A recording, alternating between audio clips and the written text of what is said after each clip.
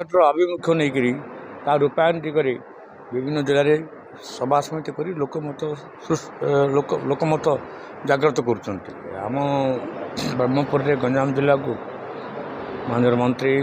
पृथ्वीराज हरिचंदन आसिक आज वक्तव्य रखिंट बजेट्र विभिन्न रूपरेख विषय सूचना देते गोटे कथा जे खाली बजेट ये बजेट ये कौन सी माने नाली फितार प्रभाव गोटे पॉलिटिकल बिल राजनीतिक इच्छा शक्ति बजेट को रूपायन कर काम कर दुईट जिनस ओडिशा भली कृषि प्रधान देश में कृषि विकास गो संपदर विकास एवं जो दीर्घ आपणकर कोस्टल लाइन अच्छी समुद्र उपकूल मत्स्यजीवी आपणकर लवण माछ उत्पादन वृद्धि पाई ये सरकार एक निर्दिष्ट भाव योजना रूप एक दुई हूँ आपने खुशी हे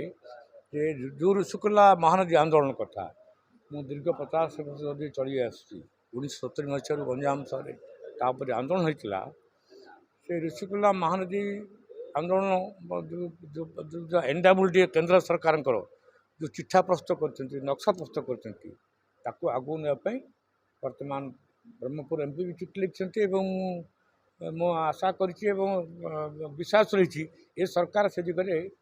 प्राथमिक कार्य आरंभ कर बजेट्रे किसी व्यवस्था जाऊँगी ये मोपाई गंजाम जिला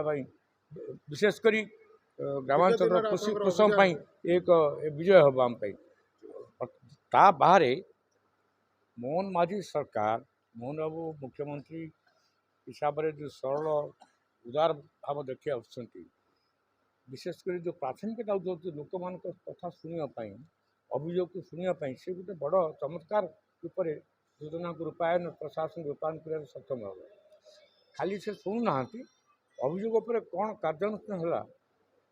से शासन कल को उत्तरदायी कर गोटे बड़ कथा जोटा कम होता विगत गोट हो ना खोलाखोली भाव से तागिद कर शासन व्यवस्था को अभियोग पर एक्शन नब एवं आसन कर जड़े अभियोग मैंने अभियोग कर समाज को तुम कौन के समाधान कल मुख्यमंत्री सरलतार फायदा नौ प्रशासनिक अधिकारी माने मुख्यमंत्री चिठी लिखुं कि प्रशासनिक अधिकारी कार्यक्षम करना से कार्यानुष्ठान निर्देश ये अभियोग मिथ्या कारण आप जानते निकटरे कौन सरकार समय एक कथा बाहर नाला मुख्यमंत्री जो अभियोग प्रकोष्ठ जो लोक समस्या पर मुख्यमंत्री सुपारिश को कार्यकारी कर विलम्ब करने जो अन्य जन अफसर कार्यानुष्ठान आरंभ हो हाँ ना फायदा के नब कौन विलम्ब जो विलम्ब तो आगुरी सब होता सिस्टमटा से किंतु ये बर्तमान मुख्यमंत्री ये विलम्ब को माने सहयोग करने प्रस्तुत ना